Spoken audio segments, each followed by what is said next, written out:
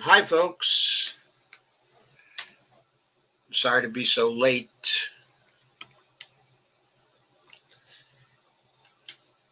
Hope you can hear me okay. For some reason, I was having trouble setting up the menus for this.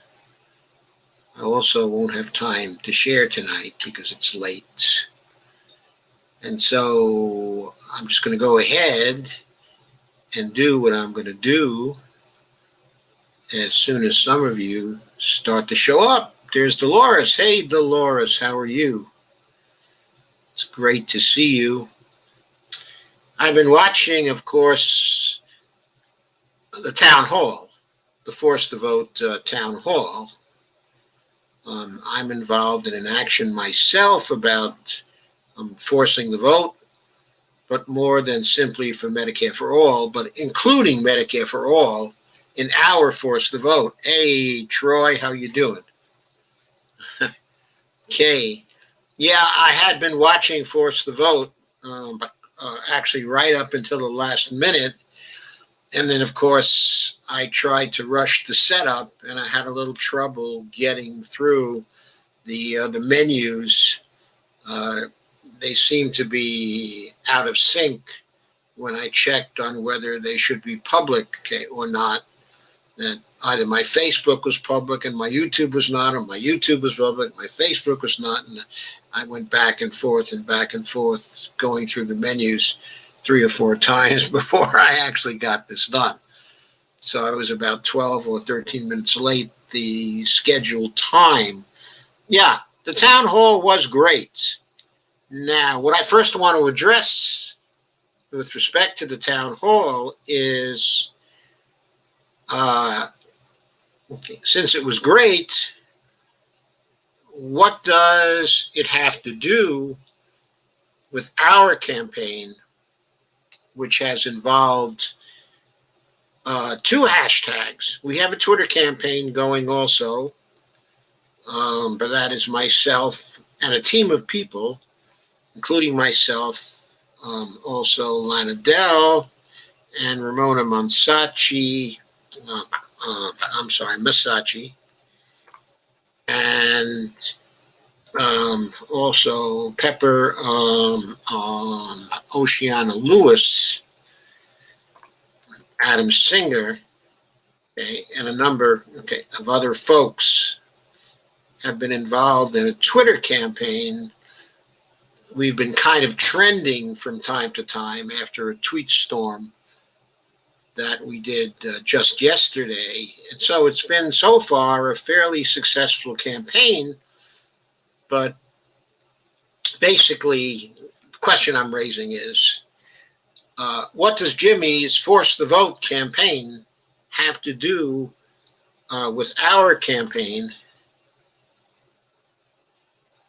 And let me post a comment so you can see the hashtags for our campaign. And there they are. I will show the hashtag so you can see it. So there it is. I'll stop sharing the screen so you can see the hashtag better, and I'll get my face out of the way so that it's not blocking my face. Oh, by the way, I forgot to set up my camera correctly today. So you see, I'm a little brighter. I'm a little blinding tonight because I didn't set up the webcam correctly. Anyway, we have 2 hashtags. And the reason why is because we are advocating for a process. The first step in the process is for the squad and other progressives to use their votes to stop, to block, actually, the election of Nancy Pelosi for Speaker. And the next step in the process, after Nancy Pelosi withdraws after multiple rounds, after multiple ballots, the next step is for the progressives to negotiate with the successors to Nancy Pelosi, who will step forward at that time, but who are unwilling to step forward right now. Okay, I don't know whether Ramona is here. Lanadell hates the clock. Okay, by the way, I'm simultaneously streaming to Facebook and to YouTube. So sometimes I'll be reading comments off that appear on Facebook and on YouTube. Though the comment I put on the stream just now is a YouTube comment. I don't know why it's a YouTube comment. Maybe that means I'm public on YouTube but not on Facebook. I don't know. Hang on a second.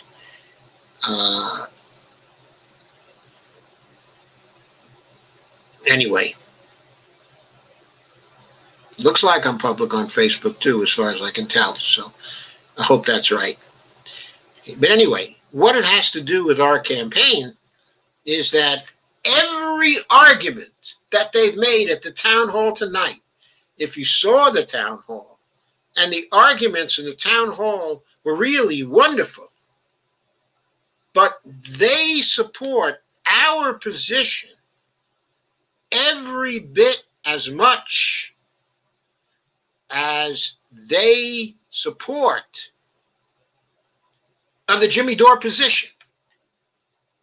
In fact, I think the Jimmy Dore position is beginning to shift a little, because he's going to say, well, if you're forcing the vote, okay, for Medicare for all, that doesn't mean you shouldn't be forcing the vote for a whole bunch of other things too. And he mentioned some other things that you could be forcing the vote for, such as rules changes. He mentioned rules changes. So that point has been getting through to them. But I didn't hear anybody there coming out for the first step being to replace Nancy Pelosi. Okay, I did not hear that. And I think that that is something we should hear from them. Okay, and maybe they're moving towards it. Maybe we will hear that from them. But what the squad needs to do is to get Nancy Pelosi out of the way so that they're able to negotiate with other people who are not as entitled, who are not, okay, as arrogant, who are not so sure that their way is the only way, and who are more open to dealing with the progressives on the basis of shared values, first of all. In other words, there are certainly some centrists in the caucus who have shared values. Like, for example, they want to have universal health care sooner or later so they can appreciate the position of the squad when it comes to Medicare for all, who is serious about the climate crisis, and who therefore can appreciate the Green New Deal point of view and appreciate people who want to push it forward and would be willing to deal with those particular people. That's very important to have a speaker like that. And I think there are a number of people in the center of the caucus who would be like that. I've named them, okay, before. They're in the graphics I put up, okay, on Twitter, okay, and they're all over the place by now. I made the slides public today, okay, on Twitter. Somebody asked for the slides, so I just gave them the slides. Okay, so now they're going to turn those slides into GIFs. Maybe pretty up the slides for me. That's great. That's fine. Okay, the point being, we have to continue our campaign. Now, the town hall is going to kick up their campaign, the Force the Vote campaign, really tremendously. But it's no reason why it can't also kick up our campaign tremendously as well. Because as I said earlier, every argument that they've made as to why Medicare for all is so important and how much it means to people and how people are suffering through the pandemic and how much people care about this. How many people who are registered Democrats who care about this, and registered independents and Republicans. How many people actually support this, and how the squad got elected on the basis of the fact that they were committed to bring this up. They were committed to bring this up. That's why they got elected, and now they have an opportunity to bring it up. They have an opportunity to force the vote, and the question is, why aren't they taking it? Why are they taking the inside, secret negotiations route as opposed to taking the outside route? They were supposed to be the challengers to power. We want to see them challenge the power, not on the inside, not in secret. We want to see them challenge power in public. Why? Because when they challenge power in public, we can support them. We can bring our influence to bear. We can bring our voices to bear. We can have a movement. We can show the movement to the powerful. We can show the movement to the elites. We can maybe scare them a little. That's what they need. They need to see a population that is active all the time, that is pitching it all the time. Is that a blimp in the sky in the background? I don't know if it's a blimp or a cloud. Carmen, is that a blimp or a sky? Anyway, that's why it's important for these challenges to be public. Now, not everything has to be public. There can be a phone call between the sides or stuff like that. Not everything has to be made public. But if they really are challenging the establishment, as they say they are, we need to see that challenge for us so we can self-organize behind it into our movements, and so that we can support it. This is not about supporting AOC every 2 years, or Rashida every 2 years, or Jamal Bowman every 2 years, or Corey every 2 years. It's about continuous activism on our part. Kay points out there's going to be a Medicare for All rally in D.C. on January 3rd to 4th. That's great. Hopefully it won't be too cold. Hopefully people will go to the rally with masks and properly social distancing, because just as everywhere else in the country right now, it's a disaster around here. And we don't want people getting sick and dying because they went to Washington to demand Medicare for all. There are other ways to demand things. You could also flood the Congress with unprecedented number of telephone calls and emails, and bring their lines down. There are dozens of ways to impress on them that the 88% polling support among Democrats for Medicare for all is strong support, and means if they want to keep their offices, they got to get behind it. They got to get behind it. What the huge number of calls, the huge number of interventions on our part can mean is that we're making them do it. You've heard that, of course. FDR said to people, make me do it. Well, maybe that's what the squad is saying to us. Make us do it. We shouldn't have to say make us do it, because they promised it. But nevertheless, here we are. We evidently have to make them do it, because it doesn't look like they're doing anything to us. I mean, from our standpoint. I don't mean doing anything to us. Doesn't look like they're doing anything for us, when they have the power to do some big things for us. So this is about forcing the vote, this program tonight. It's also about go get 'em Bernie. Go get him, Bernie. Okay. So let's look at some posts. Let's go over those and see some representative posts. I just screwed up the share again, moving too fast. Posts from Ryan Cooper in the week.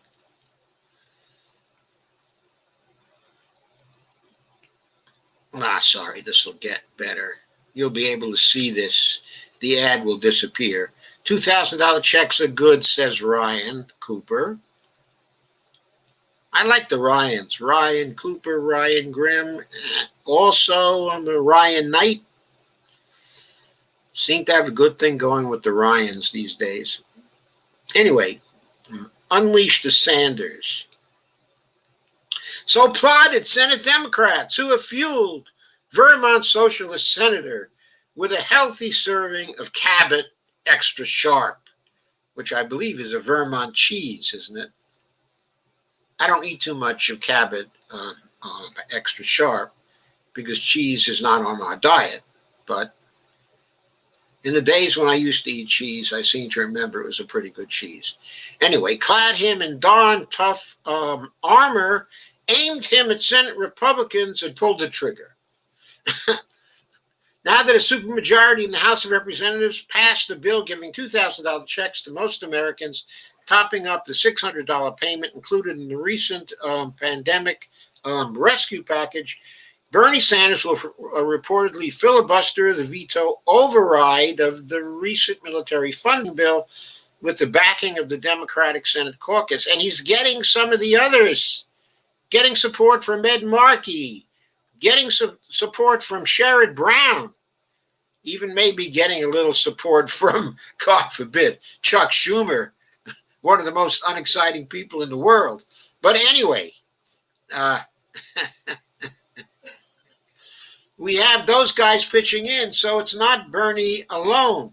He could break the filibuster, but it will take up the rest of the year. So presumably the idea is put pressure on McConnell and the Republican candidates in the upcoming Georgia Senate runoff election and just possibly get more money to the hands of the American people. Yet some liberals are hesitant or outright against the checks. Now I'm going to tell you something. As you all know, I'm old. When I was young, the liberals then were more progressives than the progressives are today. John Kenneth Galbraith, Jamie's father, was a very well-known economist in those days, considered a radical economist. He was one of the founders of Americans for Democratic Action, the ADA. The ADA was the preeminent liberal organization in those times, identifying as liberal. At one point, J.K. Galbraith identified himself as a socialist even in the early 70s. But that didn't mean that he wasn't a liberal. Anyway, the Republicans and conservatives during the 1970s, actually beginning in the 60s, started a propaganda campaign against the word liberal. There wasn't any problem for the liberals at first. They just laughed it off. They fought back. They just did what they did. And what they did was stand for the right things at that time, like getting out of Vietnam, for example. And like Medicare for all. Yes, there was such a thing as Medicare for all back then. It wasn't called Medicare for all. But the whole idea of Medicare originally was that it was going to apply to everybody. Now, Johnson didn't make it apply to everybody because he couldn't get that passed. So he started with 65s, okay, and over. The plan was in a few years to extend it to Medicare for all, just as they did in Canada. But of course, efforts were torpedoed in the United States because Nixon and Teddy Kennedy could not agree. And later, Carter and Teddy Kennedy could not agree. And they fought each other. And we didn't get Medicare for all, even though back then a majority of the people were for Medicare for all, in spite of the propaganda by the medical establishment at that time. Now the medical establishment is pretty friendly to Medicare for all. A lot of people in the establishment. For many years now, there's been a majority of working doctors in favor, of Medicare for all. Anyway, I'm getting off topic. Back then, the liberals were the progressives. But the propaganda, the marketing campaign of the Republicans and the conservatives made liberal a dirty word. And the liberals did fight the propaganda battle in the 1970s sufficiently strongly. And the word became a dirty word. And people decided they would term themselves, give them another term. And they fell back on the label progressive. And they said, we are the progressives. Now, if you study American history, you know the progressives were prominent in the early part of the 20th century. What happened to the progressives? Ask yourself that. What happened to the progressives in the early 20th century? Well, in FDR's time, they became the liberals who were further to their left. Maybe it was poetic justice that in the 1980s, as people retreated from the label, from the liberal label, they grabbed a hold of the progressive label again. Started to do that anyway. And that's where we are today. The progressives of the 1960s.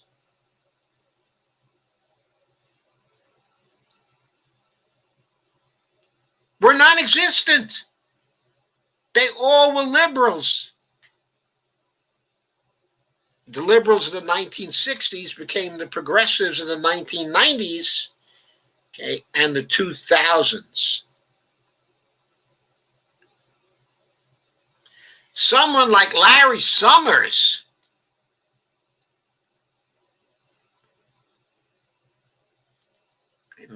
in this article, yet some liberals are hesitant or outright against the checks. There is no good economic argument for the 2000 checks, writes economist Larry Summers, in Bloomberg.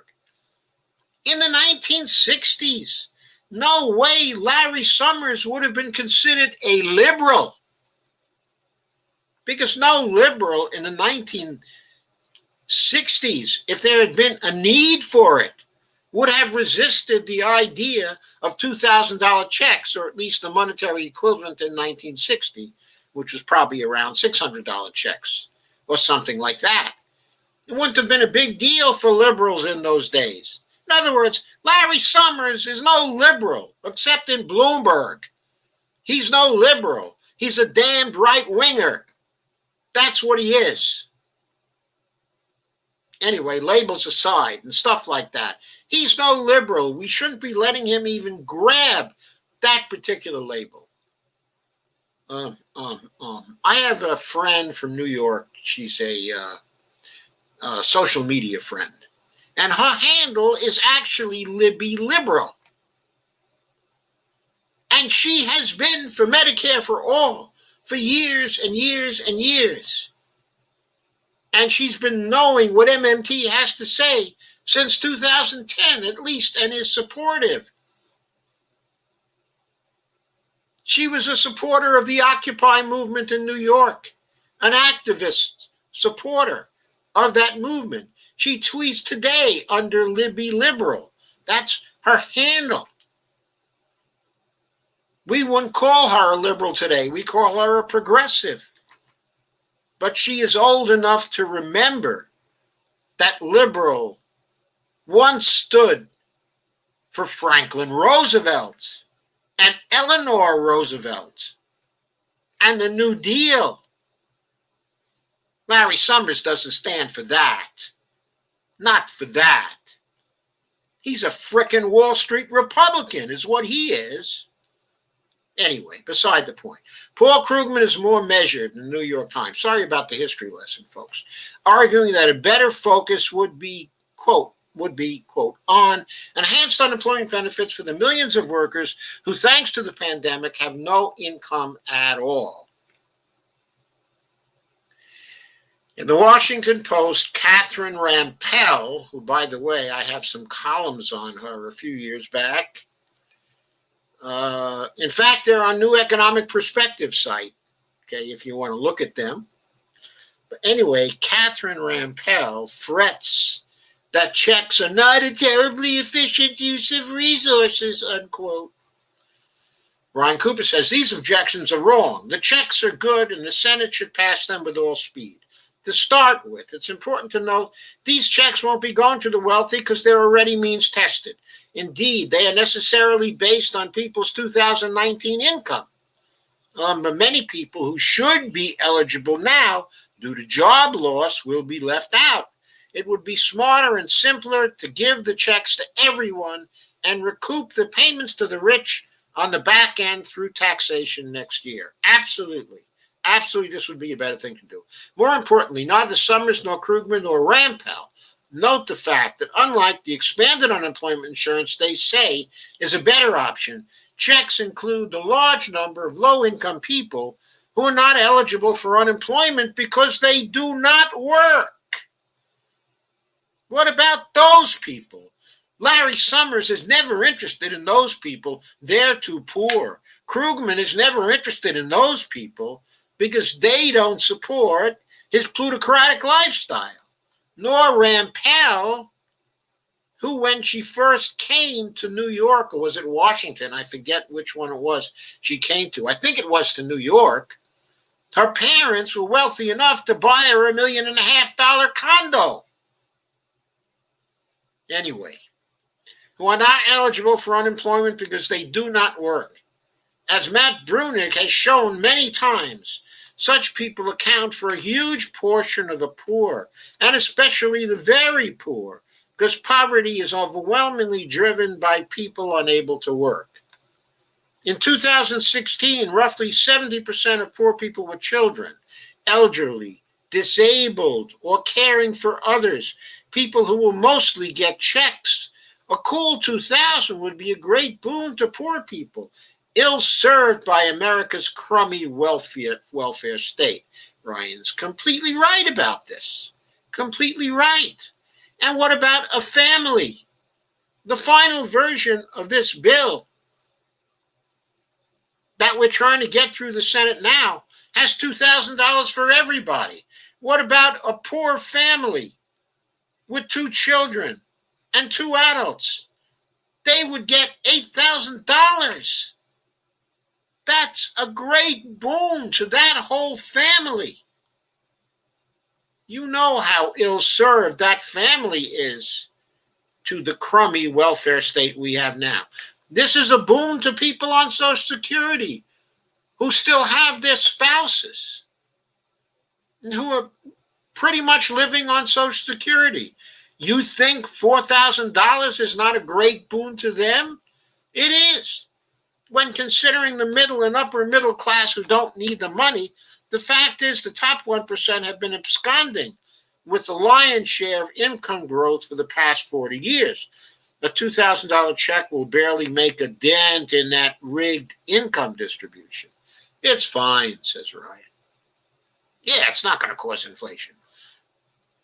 Anyway, he goes on in this particular vein. Says, a sensible conclusion is near universal payments now, more categorized ones later. Besides, everyone is a non-worker at some point in their lives. But he says the most frustrating argument here is the abrupt downplaying of the growth and employment catastrophe of the last 12 years and the gigantic danger of returning to a mild depression like we had throughout the whole Obama administration. Some people called it the Long Depression. Quote, there is the possibility of some overheating, particularly if the economy's potential supply remains constrained by COVID protection measures, unquote, writes Summers. But as I have calculated, cribbing from economist J.W. Mason, growth from 2008-2019 was less than half the average from 1945 to 2007. As a result, total U.S. output in 2019 was something like 15% below where it would have been had the previous trend been followed. That's a gap of about $3.3 trillion, bigger than the economies of Virginia and California put together before the pandemic struck. That was more than a decade of missing full employment and production, an economic disaster that helped to produce Trump. And who produced that economic disaster? It was the neoliberals, not the liberals. Larry Summers is a damned neoliberal. He's not a liberal. A major reason for this disaster was the ingrained fear of inflation, the overheating, quote unquote, Summers is talking about among economists scarred by the 1970s. Anytime Summers says anything, the first thing people should be thinking about these days is, that's Wall Street. He's Wall Street. He's talking for Wall Street. He hasn't said anything in 35 years that wasn't about gaining advantage for Wall Street.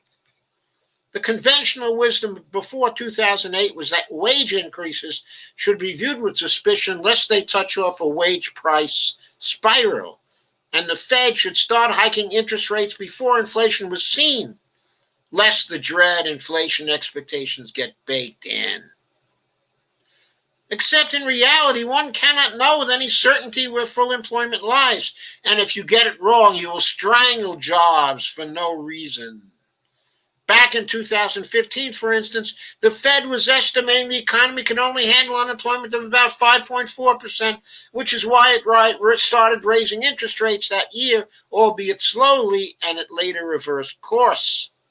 Except, oops, turns out late 2019 had an unemployment rate of 3.5% and not so much as a whisper of inflation. And Ryan goes on, okay, in his vein. So I'm going to stop sharing this, except for the last line, which says, basically, he argues against inflation being a problem, and then ends by saying, so keep calm, congressional Democrats, and go get him, Bernie, which is where part of the title for this particular version of In Depth, this particular episode of In Depth, comes from. So there were also some interesting posts on some of these subjects that came from the Daily Poster. Here is one called 10 Stats That Will Blow Your Mind. This was by Dave Sirota, Walker Bragman, and Andrew Paris. And there's a picture of the frogman, as I like to call him. As the fight to provide one-time survival checks crescendos in Washington, it can be difficult to grasp the size of the figures being thrown around. Can our country afford the proposal? Is the cost actually worth it?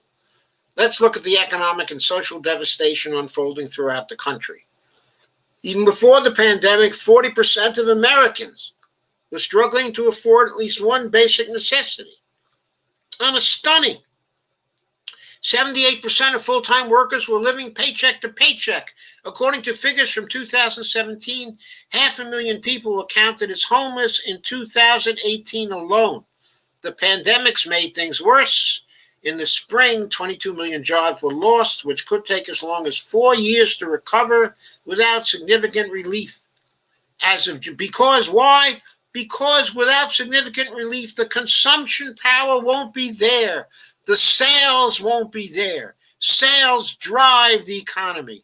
Sales drive the growth. Sales come first. As of June, roughly 14 million workers and their dependents had lost employer-based health insurance. The number of Americans, that was as of June. What is it now? Is it 20 million now? The number of Americans impacted by food insecurity is now projected to hit 54 million. I'm telling you, just another word about insurance. If it's 20 million now, I'm telling you, we have 57 million uninsured right now. 57 million uninsured right now. Divide that by 781.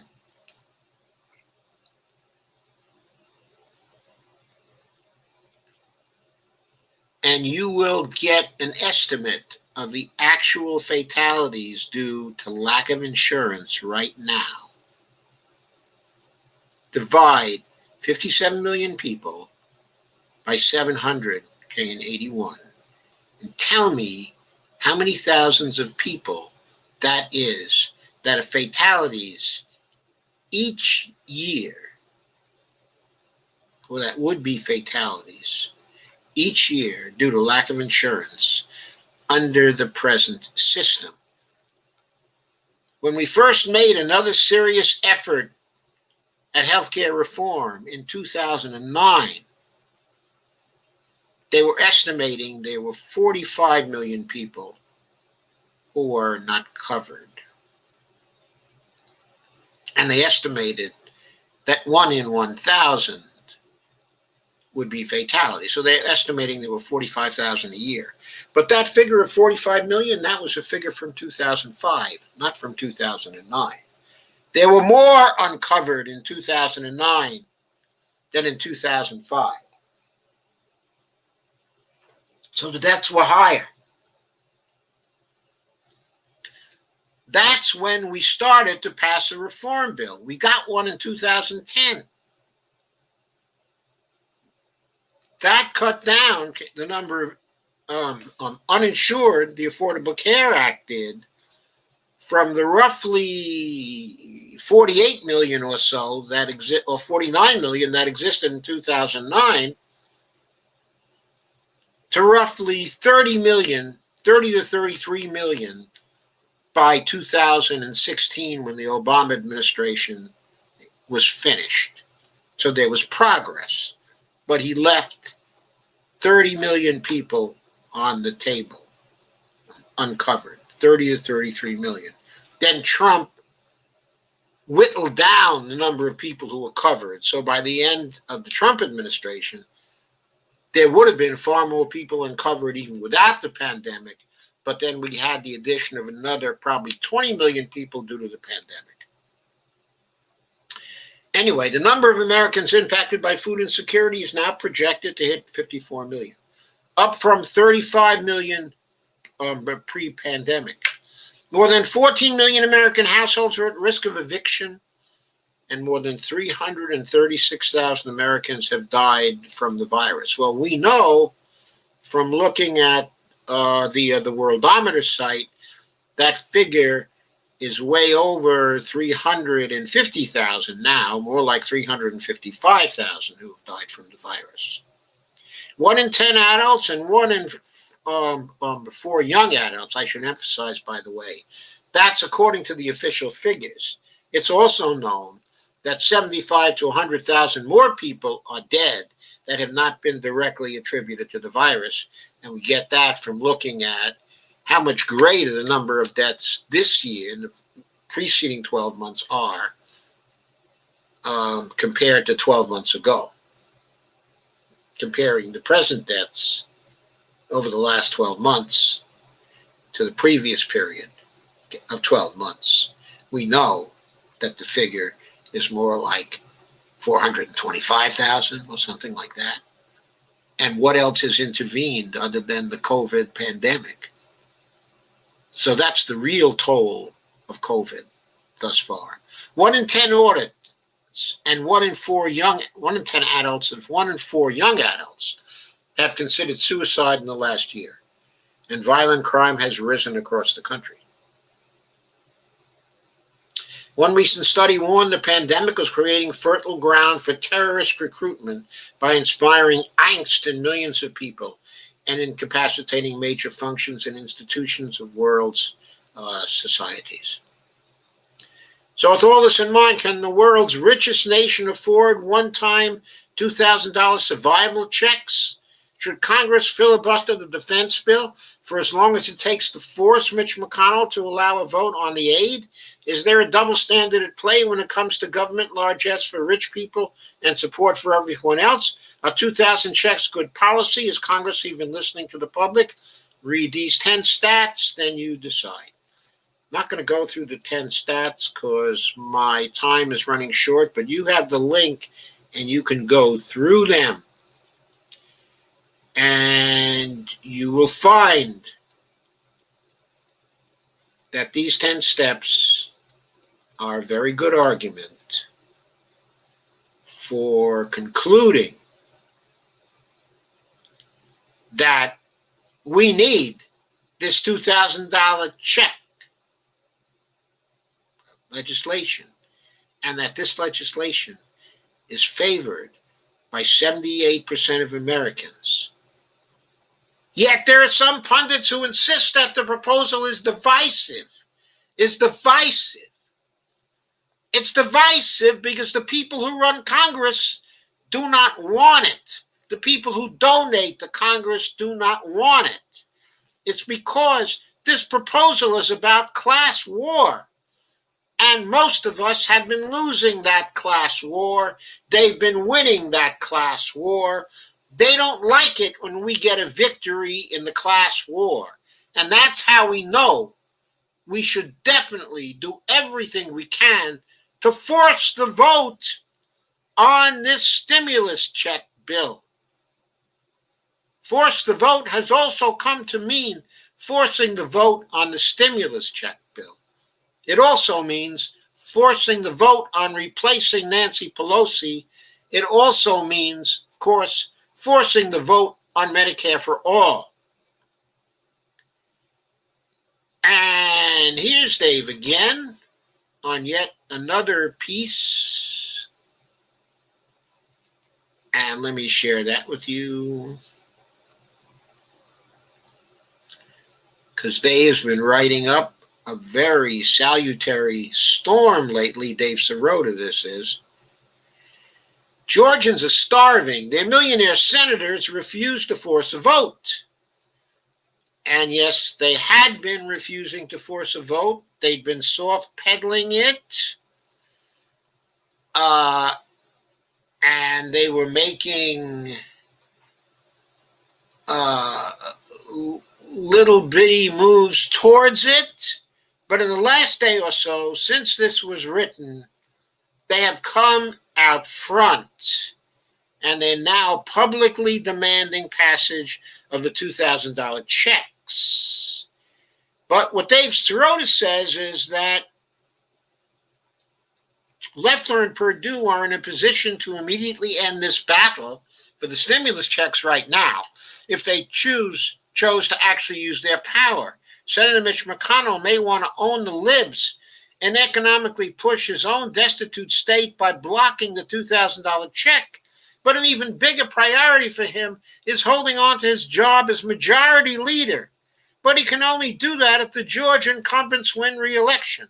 That means if Loeffler and Perdue publicly demanded passage of the $2,000 checks legislation, and if they explicitly aim their criticism at Mitch McConnell for holding things up, it would almost certainly happen.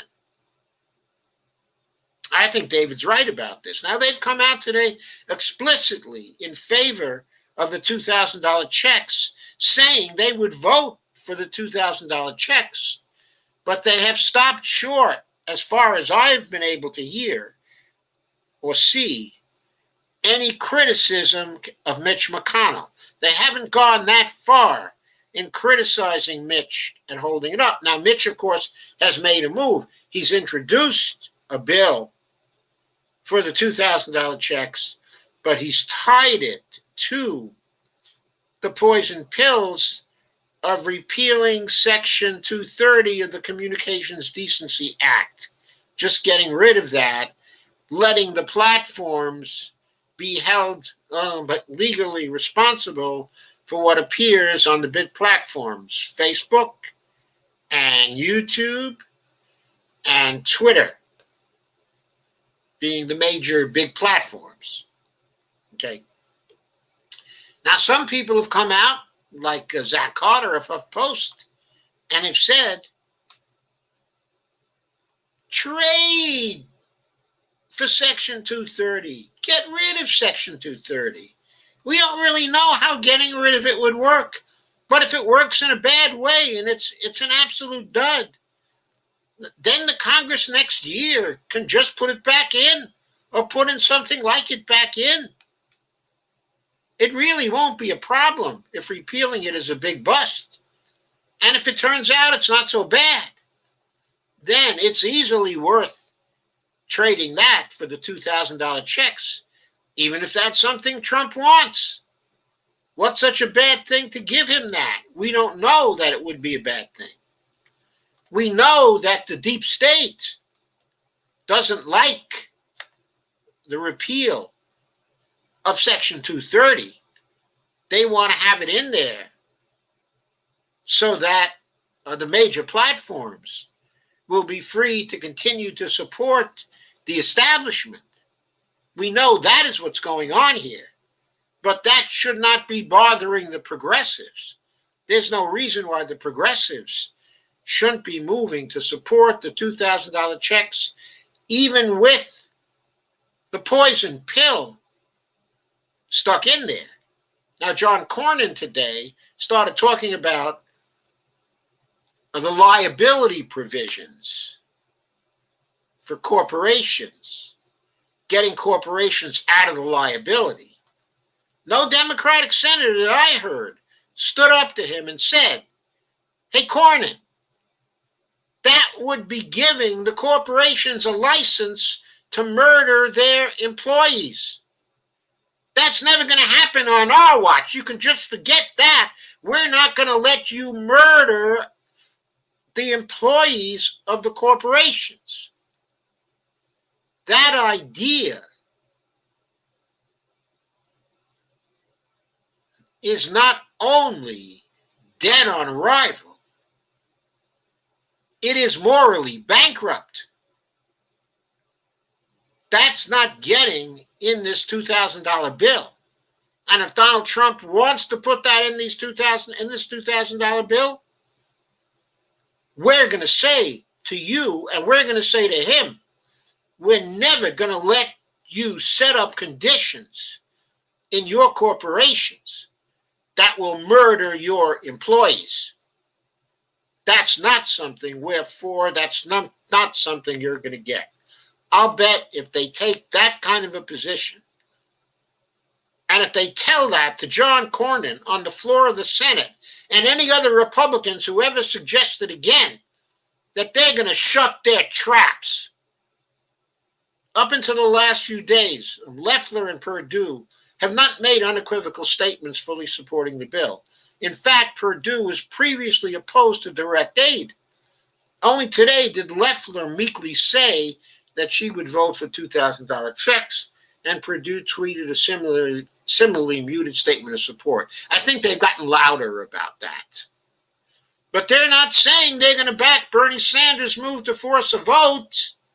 No, they're not saying that.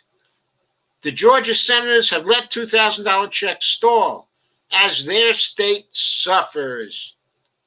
Even before the pandemic started, 1.3 million Georgians were living at or below the federal poverty line. That includes nearly one out of every five African Americans and 1 out of every 5 kids. We're talking food scarcity here, and the Georgia Republicans don't seem to care.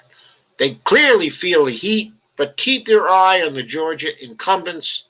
They have far more power than anyone in America to force McConnell to pass the legislation. If the bill fails, it's because Georgia's millionaire senators knowingly allowed their state to starve. I thought that was a pretty good one on Dave Sirota's part. And here's yet another one. I almost called this Daily Poster Day, folks. I almost did. But then I hit upon the other title for it. So here we are. And I see there are still 13 of you here, so that's pretty good considering it's already 11 o'clock. I hope you'll stay a little bit longer. I am moving through these things rather fast. The hardball tactics we've been waiting for. Most of the last few decades, budget standoffs in Washington tended to follow the same script. The Republicans threatened to block some domestic spending bill or fully shut down the government unless the Democrats agreed to let the GOP own the libs with something bad like a J.P. Morgan giveaway, a tax break for the rich, or a draconian cut to a social program. When Democrats controlled Congress, they never mustered the courage to respond with their own version of the same shrewd tactics. That's because the libs, some of the libs, turned to neo-libs. Even toward the end of the Bush era, when the Iraq War was deeply unpopular, they never made a serious attempt to hold up a bloated GOP-written Pentagon bill in order to try to get their way on a progressive initiative. But at the end of one of the worst years in recent history, it seems things are changing. In a long overdue script-flipping move, Bernie Sanders is now moving to halt a major defense bill, and unless Senate Republican leader Mitch McConnell allows a full vote on legislation to give millions of surviving Americans $2,000 in emergency aid, that legislation passed the House yesterday over opposition from a majority of House Republicans who tried their best to deny their own constituents much-needed aid. Now the bill's in McConnell's hands. Sanders is pulling McConnell on McConnell. He's imperiling the GOP boss's top priority, the defense bill that authorizes pay increases for soldiers, also military training, new weapon systems, while also complicating attempts to draw down troops deployed in Afghanistan. That McConnell-backed bill could be stalled unless he agrees to Sanders' demands and stops obstructing a progressive priority. The Vermont Independent appears ready to play hardball. He's doing his best impression of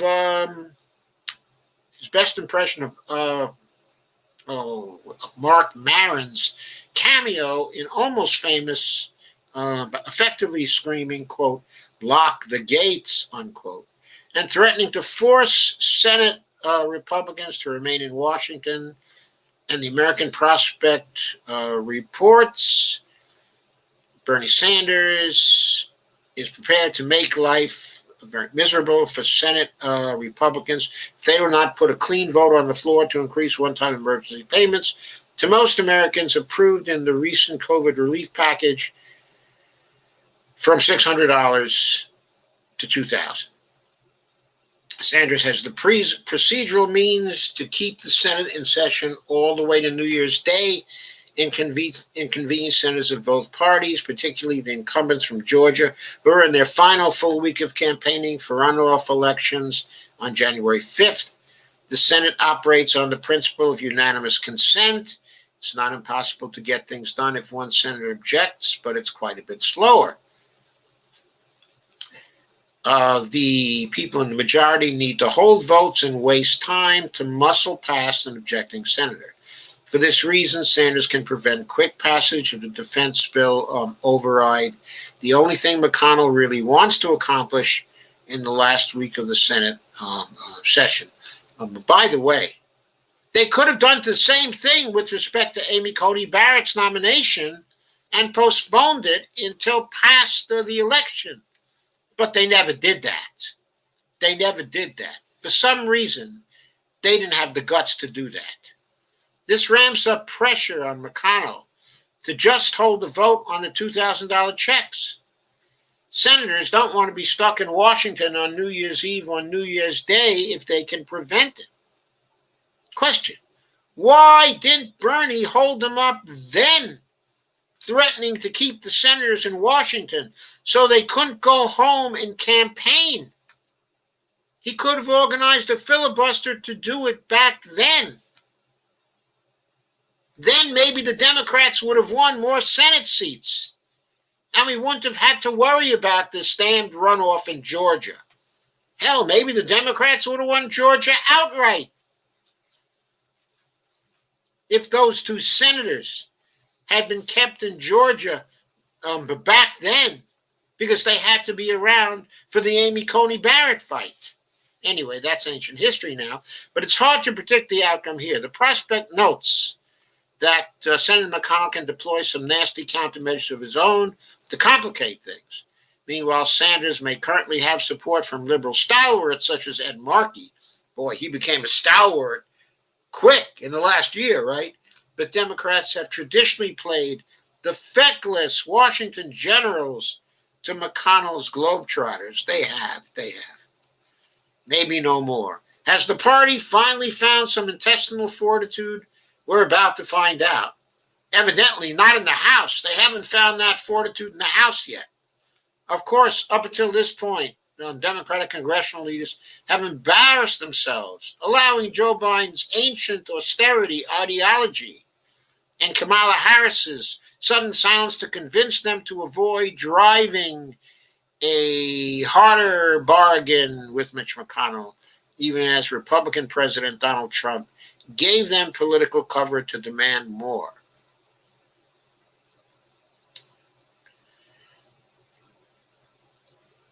Bernie was relegated to the sidelines as Democratic leaders were willing to accept another middle finger from Mitch. And then Sanders did what I saw him routinely do when I worked for him in the House 20 years ago, and what he's successfully done for his entire career. He reached across the aisle to find an unlikely Republican ally, in this case, Senator Josh Hawley, to forge a left-right coalition against the corrupt center that was all too happy to tell America, quote, let them eat cake, unquote, during an economic crisis. And yes, that is the same Senator Hawley who has made it known that he is going to object to the Electoral College vote and create a situation where Congress is going to have to vote. He's going to object in the Senate.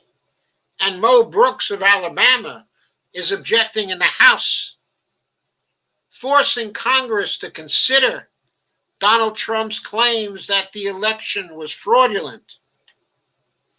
So it's the same Josh Hawley.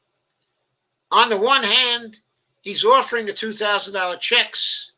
In the other, he wants to overturn the election result. Anyway, that's interesting. Though Sanders has always been dishonestly derided by critics as an unserious policymaker and technician, this is his patented maneuver that he's pulled off over and over again. This time around, he's bolstered by a crop of younger House progressives who have been willing to both demand 2,000 checks and question the Pentagon budget. And that is something the squad has been doing. They've been helping to force the vote on the $2,000 checks. And his brinksmanship has already proved far more successful than anything Democratic leaders were willing to try, insofar as the Sanders-Hawley alliance helped create the political pressure for at least the $600 checks rather than nothing. No doubt the ultimate outcome here is important. The difference between 600 and 2,000 is make or break. Life and death difference for millions of people struggling to avoid starvation, eviction, and medical bankruptcy. But Sanders' gambit is a potential sea change in contemporary politics. For once, Republicans are being put in a tough spot to try to simultaneously justify rejecting a wildly popular proposal for direct domestic aid, while rubber stamping policies allow for hundreds of billions of dollars of Pentagon spending, and they'd have to try to somehow rationalize that insanity during a pandemic and economic emergency. As a chair of the CPC in the House and then as ranking member of the Budget Committee in the Senate, Sanders has spent decades trying to indict the immorality of federal policies that expand the war machine while skimping on basic human needs. For the most part, his crusade generated eye rolls, sighs, and chuckles from the Washington media and the professional political classes of both parties. But as Sanders now threatens to lock the gates, nobody is laughing. I thought that was a really great one. I hope that you did too. Anyway,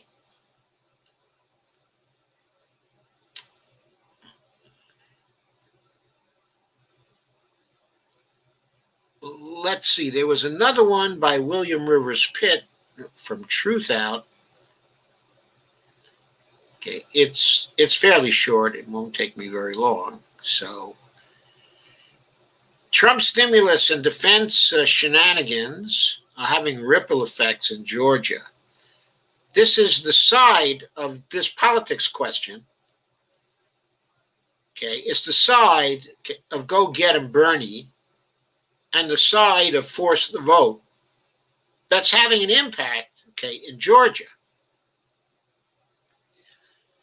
It starts off by saying, if Donald Trump is looking for a new line of work once they broom him out of the Oval Office, he should strongly consider becoming a Democratic Party strategist. At present, he's the best one in town, and I'm not at all sure he knows why. Imagine what he could accomplish if he really applied himself. Wait, right, not happening. Too bad. Anyone who can squeeze Mitch McConnell's shoes like this, he was being polite, should be on somebody's payroll. The best part, Trump's partner in all this is no lesser light than Democratic Socialist Senator Bernie Sanders. It all started with two pieces of legislation Trump tried to blow up. And there's Bonnie laughing in the background. He vetoed the defense authorization bill, ostensibly because of his love for Confederate named bases and his hatred for his internet enemies, but his motives likely ran deeper. The defense bill carries provisions that make it harder to set up shell companies and launder money. If Trump were in the baking business, this would be like outlawing dough. The other bill, the combination stimulus government funding bill, got the Trump treatment immediately after Congress finally reached an agreement on the terms. They stapled the stimulus bill to the government funding bill to ensure Trump would sign it. Failure to do so would lead to a quadruple calamity. No stimulus checks, no unemployment benefits, no eviction protection, and a federal government gone dark in the middle of a pandemic that everyone assumed the president would want to avoid. Everyone assumed wrong. Trump's denounced as disgraceful, quote unquote, the very bill his own Treasury Secretary Mnuchin actually negotiated, demanded $2,000 direct payments instead of the $600 in the deal, and told Congress to get rid of the, quote, pork, unquote, in the legislation that is actually a laundry list of items his own administration requested be included in the package. The evil genius, right? The needle screeched off the record. Actually, it's the evil ignoramus. He probably didn't even know what was included in his own package. The needle screeched off the record, and for the entire Christmas holiday week, the nation waited to see what Trump would do, while we experienced Schadenfreude. Finally, with much grumbling and a few demands that McConnell resolutely ignored, he signed the stimulus shutdown bill into law, and everyone took a breath. And then Speaker Pelosi pounced, seeing a king-sized opportunity to paint Republicans as a bunch of parsimonious Scrooges. Pelosi brought a standalone bill called the Cash Act to a vote that set the direct stimulus payment at the $2,000 Trump had insisted on. The bill passed with a hefty bipartisan margin on Monday. Trump cared not a fig for the money, of course, Wednesday night. Now, for that money or the people who needed it, he wanted some attention and he got it. Pelosi and the Democrats, however, saw an opportunity not only to get that needed money to the people, but also to paint the GOP in the worst possible light on the eve of the all-important Senate runoff elections in Georgia. The bill is already affecting those races. Both GOP incumbents have publicly declared their support for the payments. As a bit of political theater, it was beautiful. If it wanted to actually have an impact, however, it needed help. There is no living reason for McConnell to allow a vote on the Cash Act. He has a signed stimulus bill ready, bill in hand. It's ready to go. The House's $2,000 bill was destined to die a solitary death in the loneliest place in Washington, the far corner of the majority leader's desk. And to the defense bill veto, which the House successfully voted to override on Monday by a comfortable margin. The override now goes to the Senate. Now, here's a question for you. Why didn't Nancy Pelosi hold the override vote? She didn't have to send the override over to the Senate. She could have held it in the House. She could have held it until Mitch passed the $2,000 payment.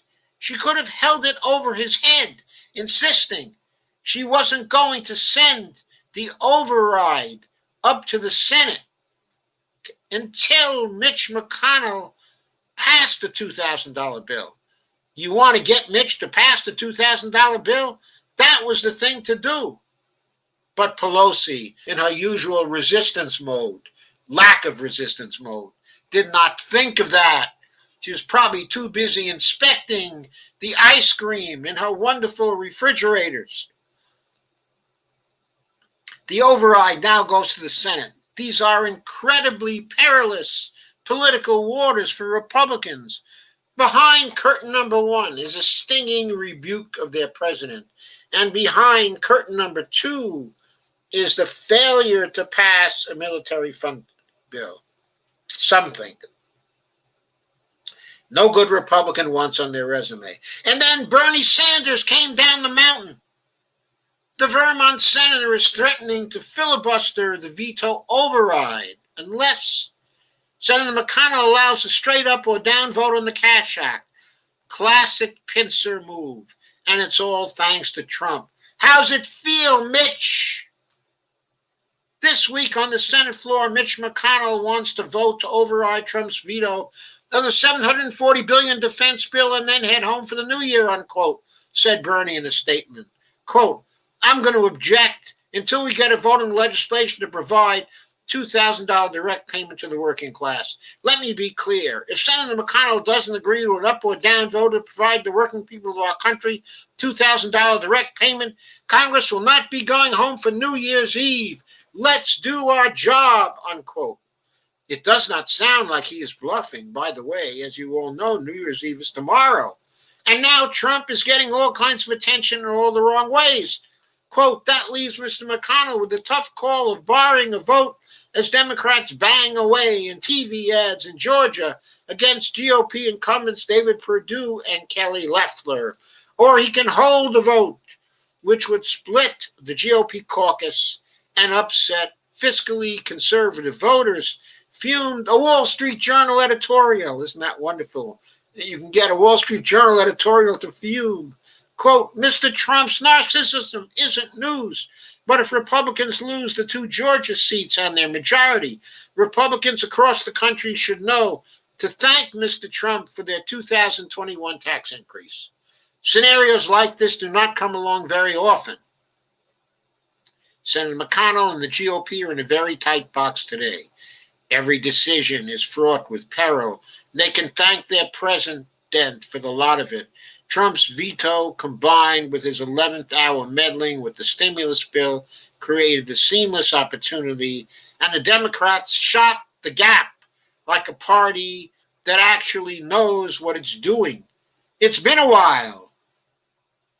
Senator McConnell finally addressed these issues at noon today. The veto override vote has been pushed to tomorrow, taking with it the ultimate fate of the Cash Act. There is no clarity on whether McConnell will allow a vote on the act. And if he does not, Bernie Sanders has vowed to filibuster the override.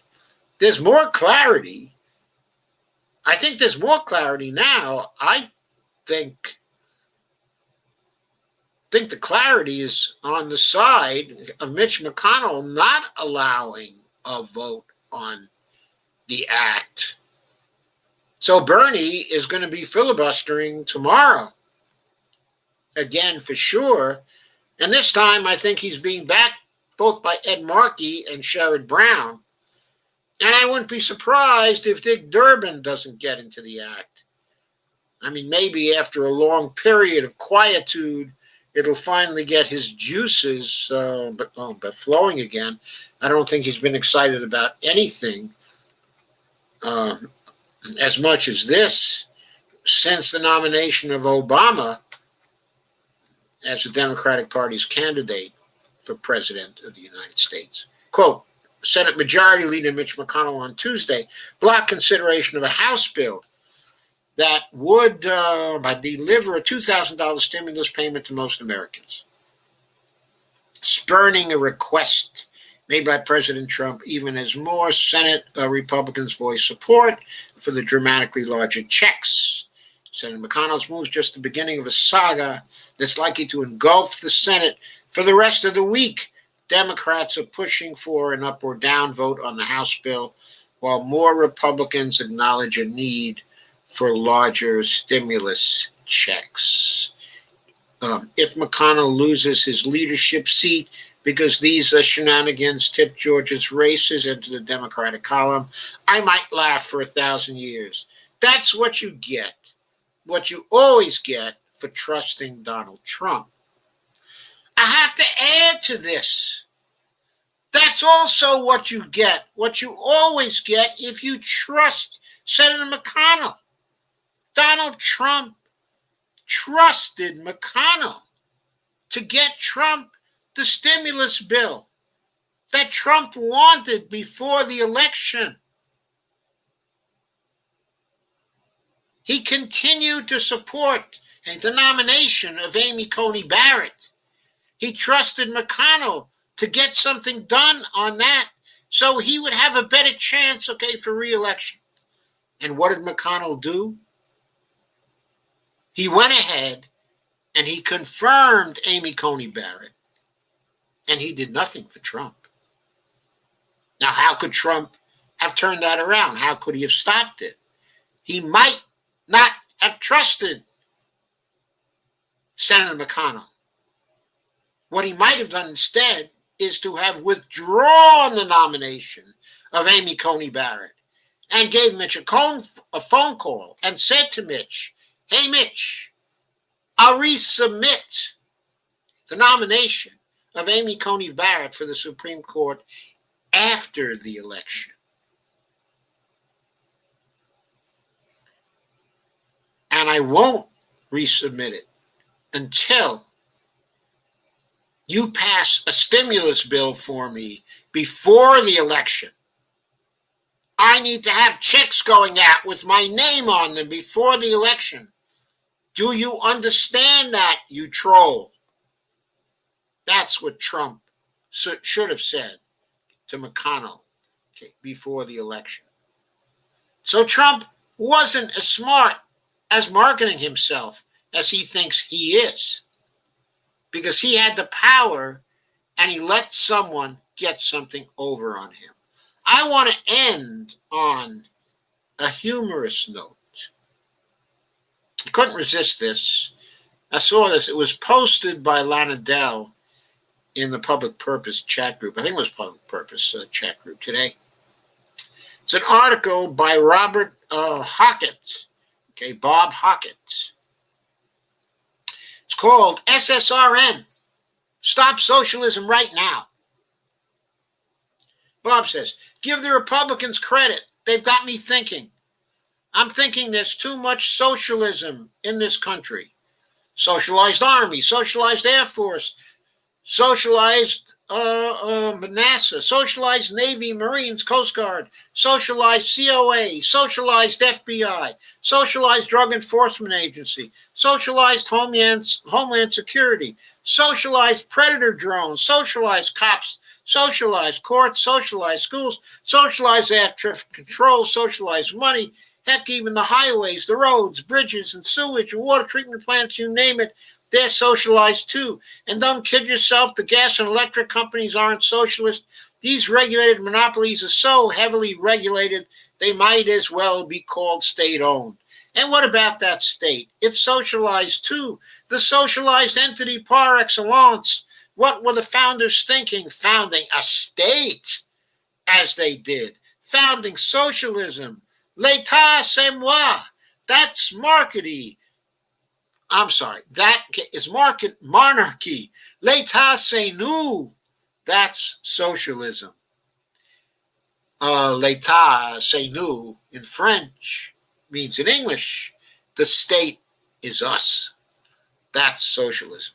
How did all this socialism creep up on us unnoticed? How did we miss it? And what next? Will we be wearing socks with our sandals, working 35 hours a week, taking month-long vacations, getting effective and inexpensive health care, child care, retirement security, and discussing art or unanswerable philosophic questions at sidewalk cafes like the socialists of Europe? Say it isn't so. I've got a suggestion to make. Let's stop socialism right now. That's right, SSRN. Got a problem with terrorists? Round up your like-minded friends. Pass around a collection plate and hire a firm to go take them out.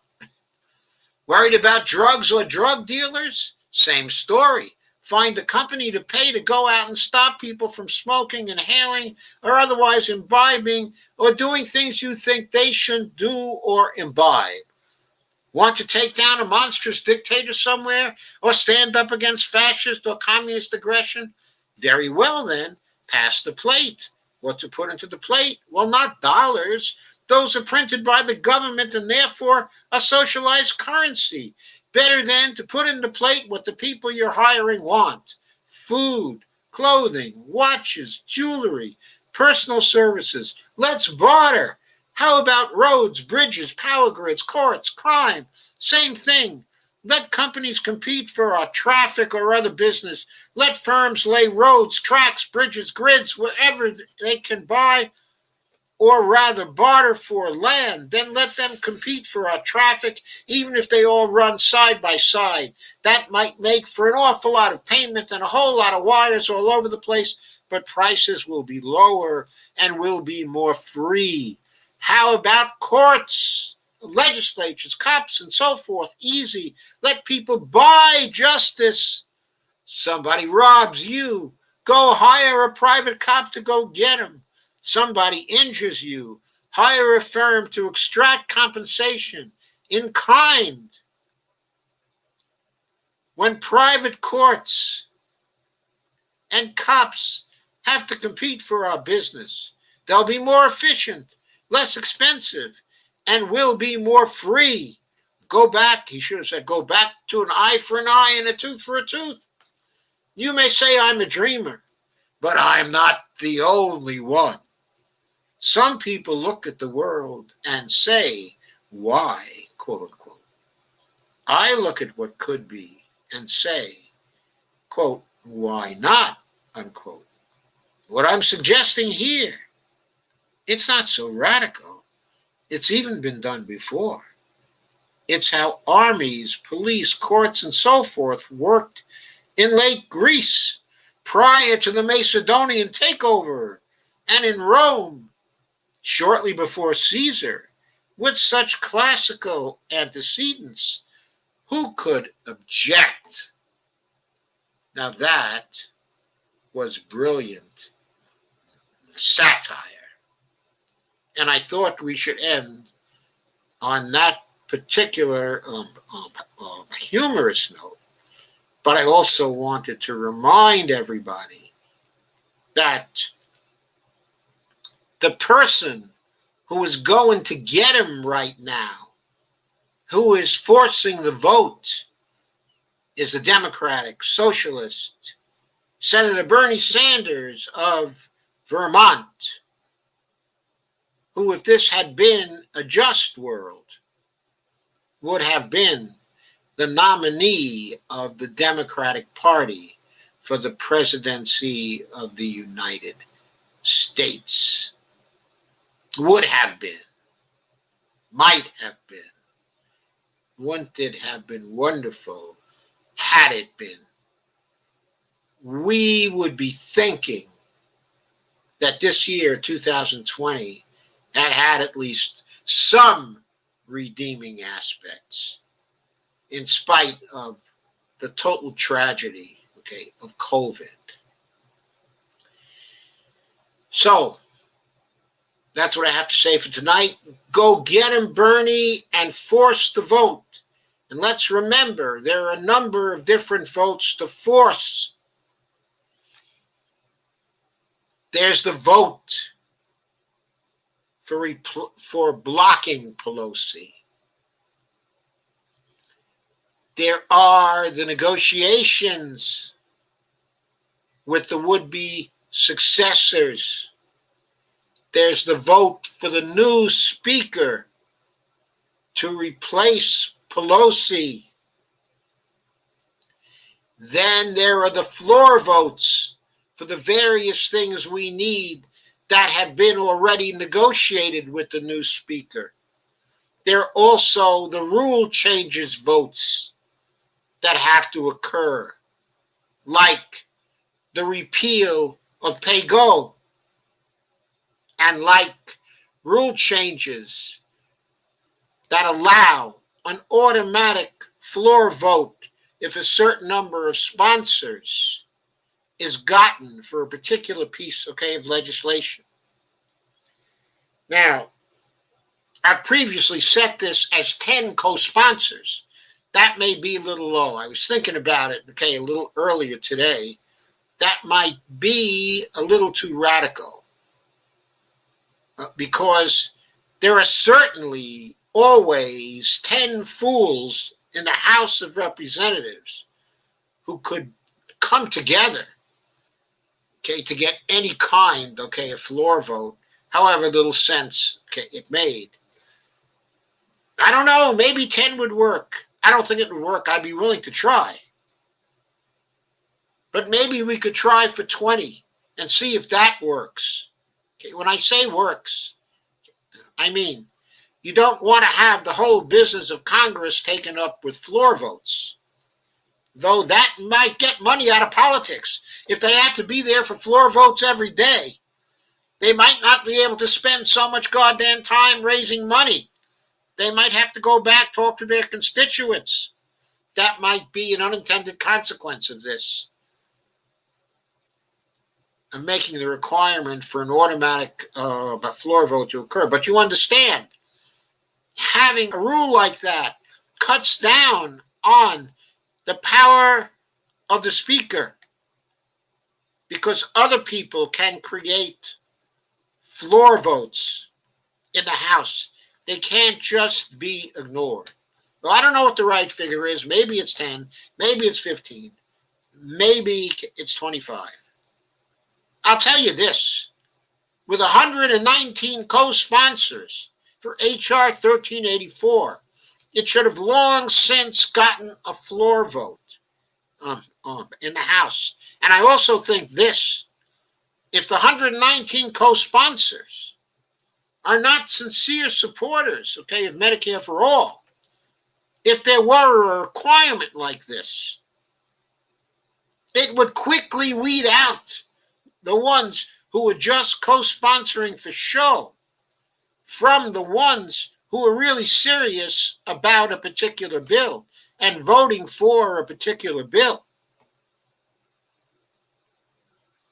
People would think very seriously about co-sponsoring a bill if they knew if their co-sponsoring was successful, it would immediately result in a floor vote, and they would have to go on record with the floor vote.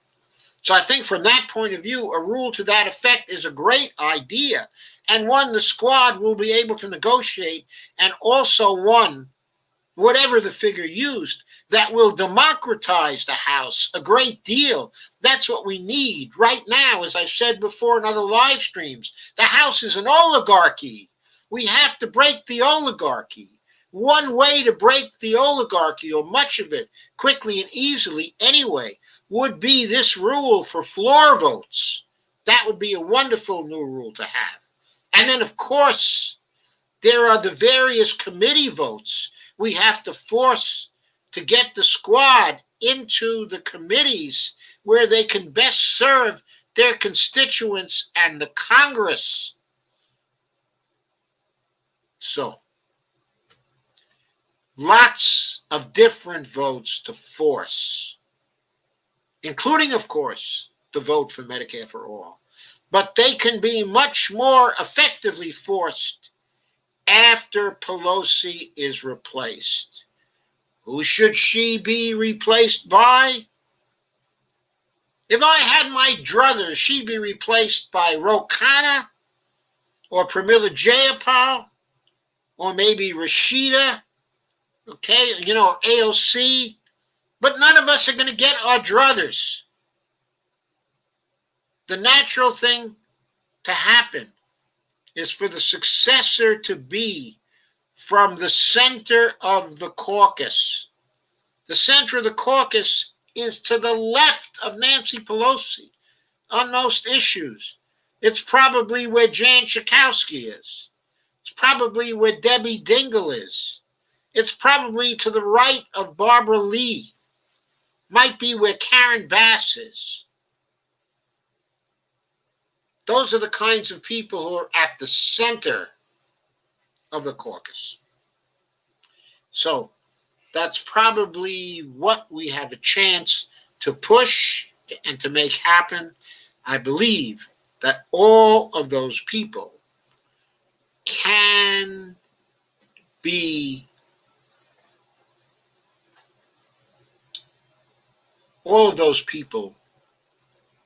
it would be possible for the squad to deal with and to get what they need. They could get what they need from those people, I believe. But of course, as to this, they know best who are the real people, who will keep to their agreements, who will negotiate with them in an honest way.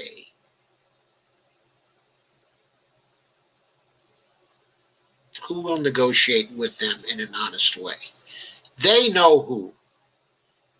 They just have to refuse to vote for anybody else. So Ramona says, hi, Joe. Hi, Ramona. Troy says, I'm surviving, Joseph M. Firestone. Thank you. K. Clark Ryan says, shared on my page and have been telling my own stories in the comments. And Troy says, shoot, I missed the whole thing, the town hall. It's probably on video right now. You can probably see it. Troy says, I've been in a kind of a blind stupor lately. And then I put up the hashtags for our campaign on Twitter. Kay says, share. Lana says, hi, Ramona. Troy says, Joseph M. Firestone blinding us with econ science. With econ science? I thought I was blinding you with politics today. Don't think I did very much econ science today. And Ramona says, hi, Lana. And Lana says, yes, we are on the YouTube side. And Dina says, shared. Kay says, my internet keeps going out. Troy says, shared to about 6 groups plus my own group and also on Twitter. Thank you, Troy. And by Ricky Rants says, actually, Ricky Rants just waved a lot. Carmen says, is that a blimp in the sky in the background?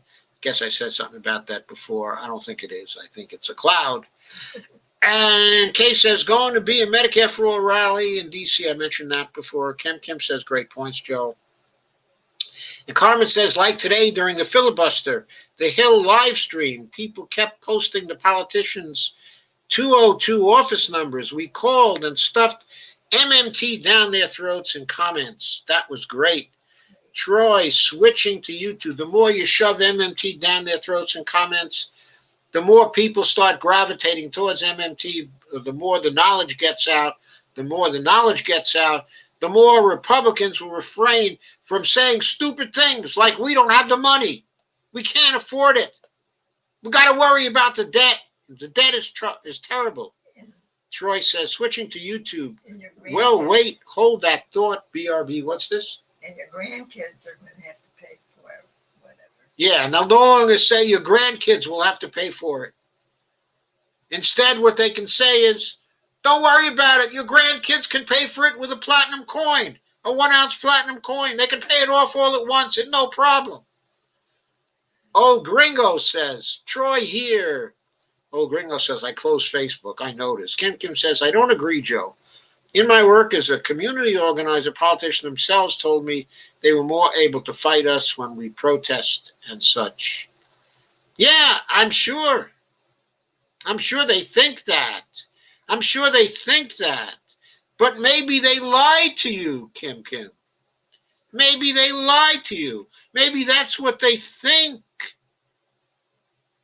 Oh, wait, I'm sorry. I misread your comment. They were more able to fight for us when we protest and such. Yes, I do agree with that. I definitely do agree with that. I said as much in this. For example, the squad can say they did it because that's what the people they represent wanted. But we have to be loud so that's clear. They do it for us and not just to be disruptive. I completely agree, Kim. That is absolutely right. Lana Dell says, I'm still working, so forgive me if I don't respond but right away here. And Lana Dell Hates the Clock said, are you kidding? Medicare was originally supposed to be Medicare for all. Just shoot me. Yeah, it was supposed to be Medicare for all. It was Johnson's compromise. He didn't think he could get just Medicare for everybody through. That's what he wanted to get through. He had big majorities, but he didn't think he could get the Southerners to go along with that. Didn't think he could do that. Didn't think he could get a majority for that. And they still had the filibuster to contend with in those days, and they weren't about to get rid of the filibuster. So you have to remember that. Now the Senate is almost on the point of getting rid of the filibuster, and Joe Biden is even agreeing to do that.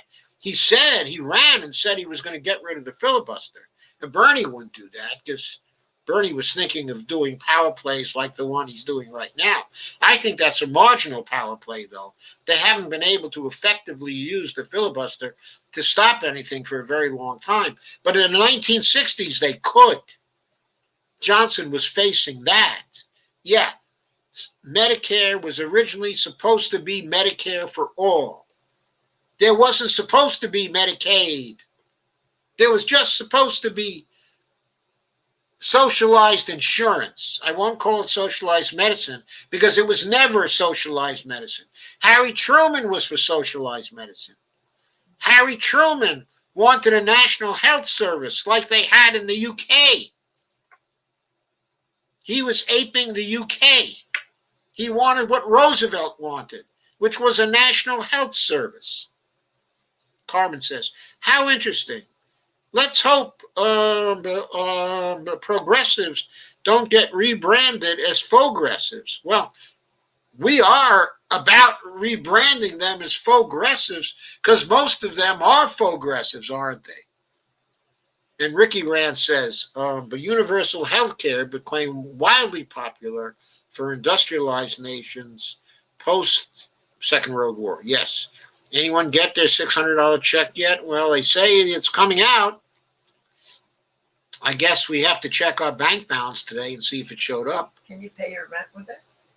Well, if it showed up in your bank balance, yeah, you can pay your rent with it.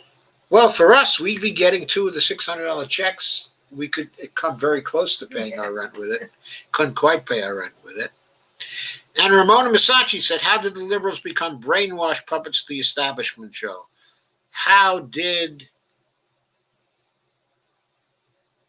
the title lose touch? How did the little lose touch? I'm not quite sure what that last was, Ramona. They became brainwashed puppets of the establishment. I think they probably did because Senator McGovern's loss in 1972 to Nixon, it was a slaughter. It was a slaughter. It probably wouldn't have been so bad if he hadn't made the choice, okay, of Eagleton as his vice presidential candidate. He did that, by the way, to balance the ticket. Tom Eagleton was a little more conservative. Okay, but Eagleton, okay, if you recall, had some psychological problems, and at one time he'd had some electroshock treatments. So this was a big scandal in the newspaper. This guy is, can't trust him in electroshock treatments, So, anyway, that was played terribly wrong by McGovern. And he came out looking like a totally weak sister. First he said he was 1,000%, behind Eagleton. And then in the face of the storm of, negative news about that over the next week, he backed off. And Eagleton basically simply resigned. And if I recall correctly, Sergeant Shriver, who was an in-law, of the Kennedys, became the vice presidential candidate. But Senator McGovern emerged from this as someone who seemed weak, and indecisive, and not the kind of person who could successfully manage the peace process, in Vietnam. And McGovern had run on getting out of Vietnam because the war was so unpopular. Now, the idea that he was a weak sister, McGovern was a World War II hero. He was, if I recall correctly, a bomber pilot. And he was decorated. And he was really a great guy. But he made a really bad decision on the Eagleton thing. He should have stuck with Tom Eagleton or nominated Sergeant Shriver in the first place. Anyway, after that, the whole election went badly, for Eagleton. And Nixon at the time had a good economy anyway. That was working for him. And he just swept in. So the Democratic Party, the operatives thought, this is about someone who was too liberal running for the president, because supposedly McGovern was too liberal, too socialistic. And so they said, we cannot nominate someone like that again. And basically, they got the idea, we cannot nominate anybody who's to the left of the Kennedys. And that's the way they acted then. But of course, even though Teddy Kennedy wanted to be nominated, he had the Mary Jo Kopechne scandal in his background. And it was too early in 1972 to even consider him, as the nominee. And even by 1976, he hadn't gotten over the Mary Jo Kopechne scandal. And so there are a number of people who ran in 1976, and Jimmy Carter, who seemed to be centrist and vaguely liberal, certainly liberal when it came to civil rights and to social liberalism, and who seemed to be very intelligent and very kind, all of which, of course, Jimmy Carter is. People did not note when he ran that he was a fiscally conservative Southern governor who believed in balanced budgets, and that he was not much of a Keynesian and didn't know much about economics. He was real good at balancing his household budget and his farm budget, and he was great at science, and he was a great guy, but he wasn't great when it came to New Deal economics. And they didn't see that. So Carter became kind of defined as a weak-ish sort of liberal who was soft on feminism and soft on strong on civil rights in what was still a fairly racist country in, many areas of the country. And so, but Carter was called a liberal, but basically he gave up the economic benefits of liberalism for people. What had been successful, for liberalism is that even though liberals were strong in the social area and strong on civil rights, strong on racial equality, and racial justice, for that matter, the people who are against them for that were for them because of the economic policies being pushed by the liberals. That was what was going on in the 1950s and 1960s. But by the 1970s, the liberals were backing off those economic policies. And when they had no answer for the stagflation of the 70s, the Nixon stagflation and the Carter stagflation, they couldn't do anything about the misery index. They didn't seem to have economic answers because conventional Keynesianism did not give them the economic answers. At that point, what made them legitimate for working class people turned against them. They couldn't use that to bring in the working class votes. That's what created the Reagan Democrats, anti-communist, who were very exposed to campaigns that ran on anti-communism, and anti-socialism and anti-social programs. They were very exposed to all that. And those campaigns, of course, also dog-whistling racism all the time and anti-women attitudes, not to mention anti-gay attitudes, which were just coming to the fore, at that time.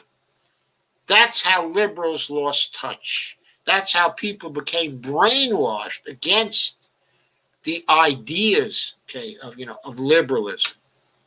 The ideas of liberalism are now coming back in the era of the Green New Deal. I mean, what are we advocating except for Rooseveltian style liberalism that is now modernized as progressivism and or democratic socialism? That's all New Deal stuff that we're talking about. It goes beyond the New Deal in good respects, but it's modernization of a New Deal. Kay says, Summers needs to go home and stay there, and Ramona says, the means testing is wrong. At the front end, it creates bureaucracy at the front end. If you're worried about the quality aspect of it, expose people to taxation on the back end. That's all. Doesn't create a new bureaucracy. It's just the IRS. Everybody already tolerates that bureaucracy. Kay says unemployment checks are taxable income federally too. So people will get a bill for all of it. Well, they'll get a bill for the unemployment checks, but they won't get a bill for these stimulus checks. These stimulus checks won't be taxable. Lana says that Brunig is thumbs down true. Thumbs down too. Rowan and Nathan have gone a few rounds with him. Oh, I know. He's not an MMTer. He's not, an MMTer. But he is for people. And he's done a lot of good work, on Medicare for All. He's done a lot of good work in the social justice, in the equality area. He's a very good writer. He's very good, at research. Why he doesn't understand MMT, I don't know. Why he won't come alive to MMT, I don't know. I mean, maybe the wrong person's talking to him. I've never rejected him out of hand. And the reason why is because I like the guy's writing.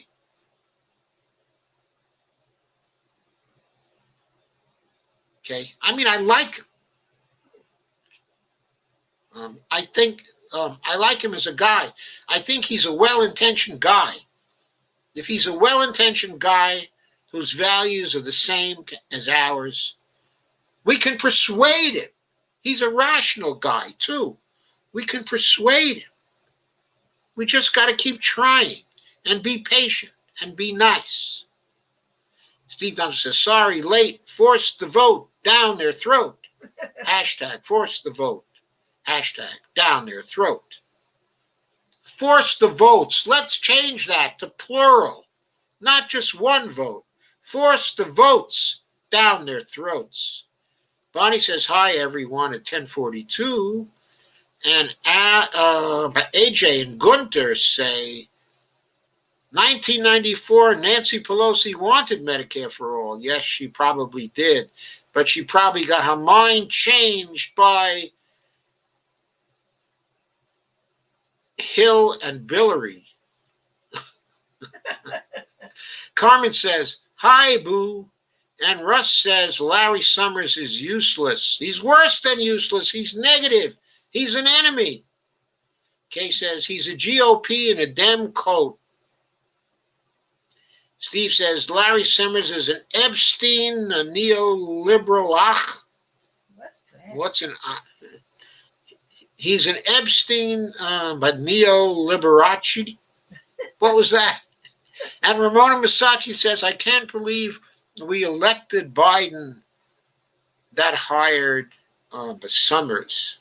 That reminds me of the old commercial with the meatballs and the Italian guy saying, I can't believe I ate the whole thing. Some reason that kind of reminds me of that. Yeah, people who elected Biden ate the whole thing. They won't be able to believe they ate the whole thing. Steve Gonzo says, let him eat turtle poop soup. Oh, Carmen Muniz says, disgusting. people shooting and robbing in Miami nonstop. Not enough resources to go around. Russ says, my business easily off by 30% for 2020. I will know for sure by March. Well, I mean, I can well believe it. For months there, Russ, you had to stay home, right? I mean, I remember when you were home, you didn't have appointments. Kay says, homeless were huge when I lived and walked around downtown Canton. I talked to many of them, too. Shake my head. They can't win for losing. Steve Gonzo says, 56 new COVID billionaires. That's only 6,249 corpses per billionaire. Kay says, most others living in my low-income apartment building had no empathy for them either. Sad what our society has become. Yeah, that is really sad. I know. There's so many people who have no empathy. They've bought this total individual responsibility crap stuff. Power of positive thinking, this whole disgusting stuff. Steve Gonzo, the only stat you need to know is 30% of all bills passed, whether support is 100%, okay, or 0%. Right, but okay, the 30%, okay, that pass are mostly about post offices. We're honoring this one. We're honoring that one. Russ says, of course, Loeffler and Perdue come out for it. It's a safe move now that Mitch has done his bundle trick. Crystal and Guest called it failure theater.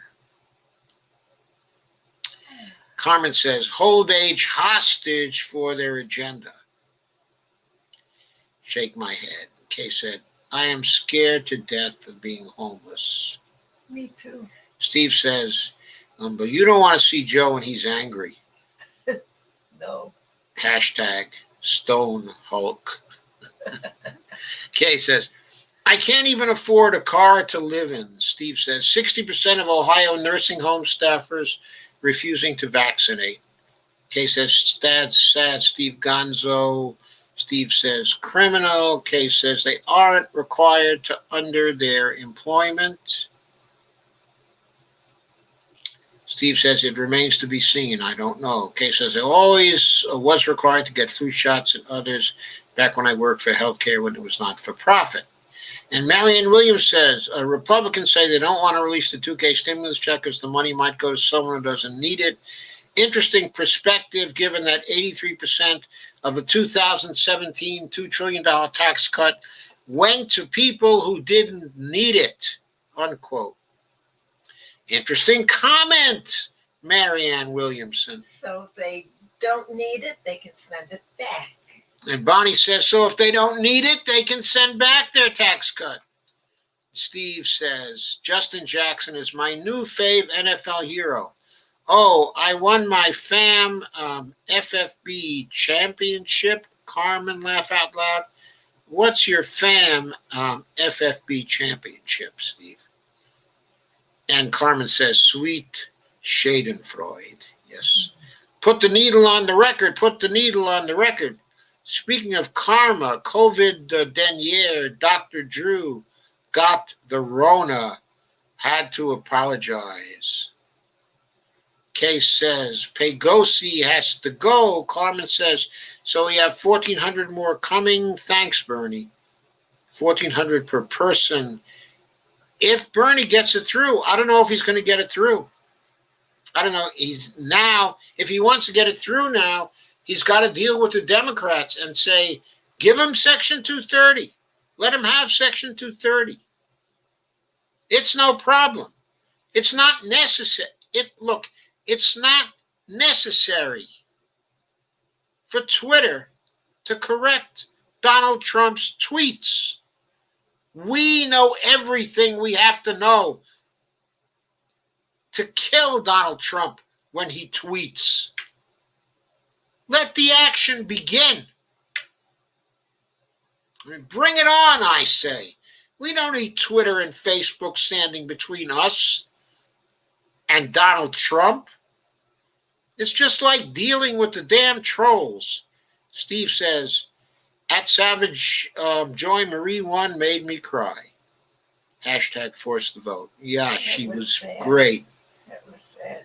Yeah, Savage Joy was great. But I have to say,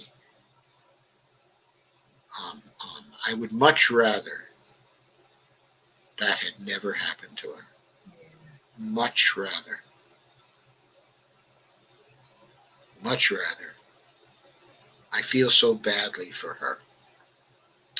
Kay says, I agree, Carmen Muniz. Carmen says, did the term filibuster come from the Cowboys, where they had to break in horses for riding? No, I think it came from the UK. I think the filibuster was used in the House of Lords at one point. I think the filibuster dates really from something like the 1820s. I mean, it technically could occur in the very early days of the Republic, but it was very rare until I think the 1820s or 1830s. But I'm not sure I remember the history correctly about this. We'll have to get Harvey K over here in order to tell us what the hell's going on. Kay says, all those stories made me sad, Steve. The boy committed suicide because he couldn't afford his meds because of a $20 debt. That is criminal. Yeah. It's like the Les Miserables story where Jean Valjean is put into prison for I don't know how many years for stealing a loaf of bread. It's like that. Yeah. It's like that. It's Les Miserables. And Ricky Rance says, failure theater is a good name for it.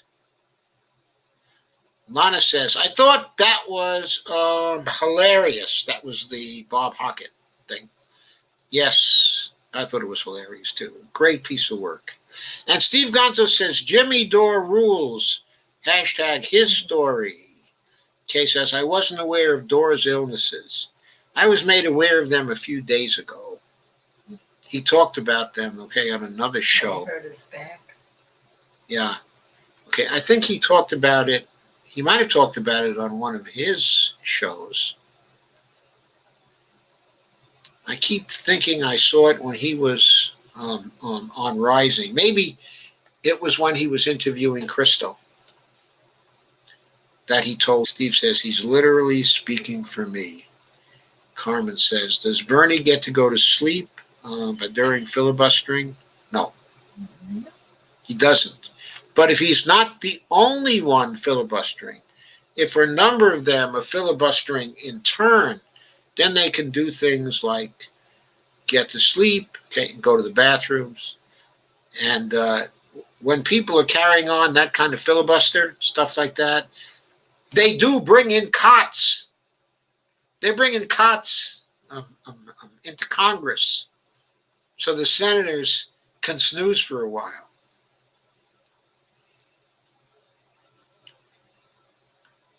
Kay says, I have many of my own too, Steve Gonzo. And Kay says, Sherrod Brown and Ed Markey will fill in for him, they said. Yep, that's what I heard too.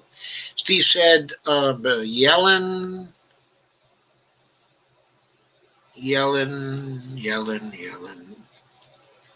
I scrolled, unfortunately.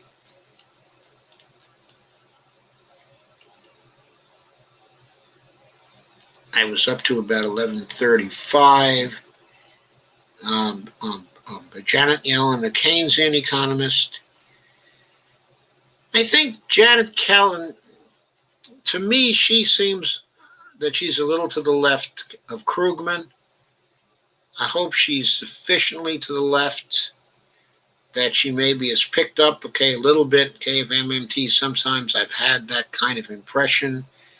But Bob Hockett, though, said the other day, I forget who. I think he was talking to Nomi Konst. He was on with her, I think. At that time, he said he didn't think, that Yellen knew any MMT at all. In fact, he said he didn't think that anybody in the Biden administration, any of the economists, who've been appointed, knew anything about MMT.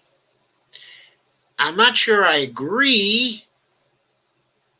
I think Jared Bernstein might have picked up a little because he's been on panels, with MMTers sufficiently often. And he's been in disputes, with MMTers to have picked up, at least a little from the criticisms he's gotten. I don't know if he's read my stuff, but I know he read stuff by Stephanie and Randy, co-authoring pieces that were directed at him after he raised some MMT questions. He's also been an economist for peace and security meetings, so he's probably picked up some from there. He also wrote a book on the job guarantee. Now, it wasn't the MMT job guarantee, but he went to conferences where Pavlina was talking about the MMT version of the job guarantee. So he got to compare that with his own version. Russ says, I loved Hockett's piece too. And Donald F. Switlick says, Barbara Lee and Russ, it's 11:40 p.m. here. Got to call it a night. Thank you for coming, Russ, and hanging in there for so long. Don Switlick says the Republicans will be a factor after the first ballot. Nah, they won't be a factor, Don. They won't be a factor. The reason why they won't be a factor is people need a majority to win, and the Republicans won't have a majority. At best, as votes go away from Pelosi to other people, they will have a plurality, but they will never get a majority. They don't have the votes to also turn the requirement into a plurality. Kay says, my teeth are trash, my knees are junk, and I've had sciatica from driving delivery truck for 15 years. I'm a mess. Steve said, I was told I have the spine of a rodeo clown. Laugh out loud. Funny, not funny. Kay Clark says, internet just went out twice in the last 20 minutes. Shake my head. Carmen says, yes, I pushed anti-austerity on the Hills. Live streaming of Bernie's filibuster, quote, for at least an hour before my phone started going wonky Steve Gonzo says, seems like that's been going around. And also Dolores Pierce said, my $600 is pending in my account.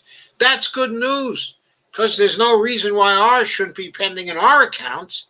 So we'll see if it is. That will be good. Carmen says pending, then spending. Lana says good night, Russ. Kay says, but went out again, sick of this shit. Carmen says, is someone tapping into your Wi-Fi? Steve says, my $600 leaves me $200 in the hole. Never going to see it. And Kay says, but WTF knows, Carmen. Evelina says, of course, it's spent before most people even see it. Carmen says you can download an app called Who's on My Wi-Fi or any one of those types of apps, and it will tell you. And Kay says, Carter put solar on the White House way back then. Carter put solar on our house way back then, too, because we had moved into a new house, and there were tax credits for going solar. Okay, on the new house, it was heated by a heat pump. But just apart from that, there were credits to put solar panels, okay, on top of your house, tax credits. And we were in a position at that time to take advantage of them. And so we did, and we saved on that, even though the solar then was pretty primitive compared to today. Evelina said, look at that. How cool. Steve Gonzo says, Joe is the definition of stable genius, quote unquote. Wow. I don't know if that's a compliment or not, but thank you, Steve. I think it was intended as one. Kay says, Carmen, I'm an old bag who is PC stupid. Laugh out loud. And anti-weed attitudes. Who has anti-weed attitudes? I don't have anti-weed attitudes. Evelina says, laugh out loud. And Evelina says, laugh out loud, me too. Kay says, glad to see you, Evelina Pont. Nancy Gosling Blackmore says, another great evening, Dr. Joe. Thank you, Nancy. Steve Gonzo says, I'm so old that WAP means whack ass, but politician. Does that sound old? Okay, forgive me, I'm even older. What does WAP mean now? I don't think I've kept up with that. And Evelina says, glad to be here. God knows it's been a crazy day. Bit dude for the most part. Evelina says, it's been a busy day. Kay says, I hear that, Steve. Laugh out loud. Carmen says, Biden is hiring all Obama's leftovers, isn't he? And some of them were Clinton leftovers, too.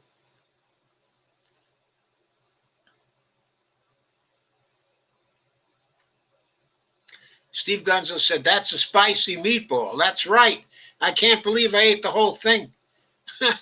Catherine Tokarska says, don't be scared, Kay. I've been van living for over 3 years. There are hundreds of thousands of us, Kay says. I know, but you have a van. I have nothing. And Don says, after the first ballot, the Republicans will have an influence on a DP speaker. Thoughts on this? No, they're not going to have an influence on a DP speaker. The reason why they won't have an influence is because they won't dare to vote for Pelosi. Even after the first ballot, they'll get totally smeared. But also, if they start to vote for a DP speaker, then the Democrats from the progressive side can match them vote for other candidates. So they're still not part of a majority. And as they match them vote for vote, it will be more difficult for the Republicans to support a Democratic Party speaker. Some of them might be able to get away with it. But the whole Republican Party is so right-wing now that they wouldn't dare support a Democratic speaker who had any appreciable amount of support within the Democratic caucus. Kevin St. Fort says, hey, Joe. Hey, Kevin. Nice to see you here. Carmen says, you have family. Kevin says, you're doing a great job. Thank you, Kevin. There's no justification or pros to being homeless, Evelina says. Kay says, laugh out loud. My family is useless to me. I always help them, but they can't do the same for me now that I need help for the first time in my whole life. Evelina says, let's not pretend it's not so bad. I know, it's bad. Correction, meatball. Kay says, if I could keep my piddly SS, I would just love to just leave this POS country. Yep. Me too. Yeah, it would be great if we could even go to Canada. But we're too old. Canada wouldn't want us anymore. When we were in our 20s and 30s, Canada wanted us. We should have gone to Canada then. And Steve says, you all can park at my house, okay, and can run an X-cord as long as you're street legal, because they'll bust you here otherwise. Carmen says, going to bed soon, sleepy. Okay, Carmen. What kind and unselfish gesture for you to offer? Faith in humanity restored. Ricky Rand says, WAP. Laugh out loud. Steve Gonzo says, WAP equals wet ass pizzy. I have no idea what that is. Anyway, CNN is, I think I'm glad I don't know what that is. Kay says, CNN is having a movie about Carter, the rock and roll president, Sunday at 9 p.m. Okay. Van is pretty easy to get. My first one cost $1,200. And Carmen says, wet ass pussy. Yeah, it's a popular rap song by Cardi B. Thanks, Cardi B. Kay says, I have no DL anymore. Haven't had one in years.